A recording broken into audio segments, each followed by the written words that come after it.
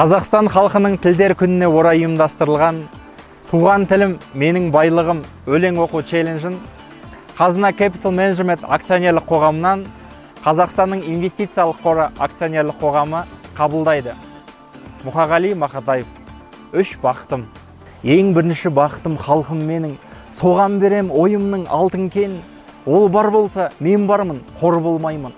Қымбатырақ алтыннан нарқым менің. Ал екінші бақытым тілім менің, тас жүректі тіліммен тілімдедім. Кей кезде дүниеден түңілсем де, қасиетті тілімнен түңілмедім. Ал үшінші бақытым отан деген.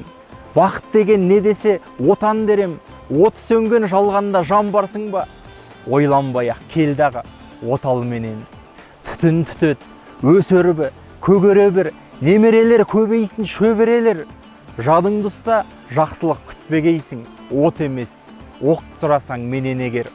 Үш бірдей бақытым бар алақанда, мені мұндай бақытты жаратарыма. 3 күн нұрын төгеді аспанымнан, Атырау, Алтай арқа, Алатауға. Бұл челленджді Қазақ Экспорт акционерлік қоғамына жолдаймын.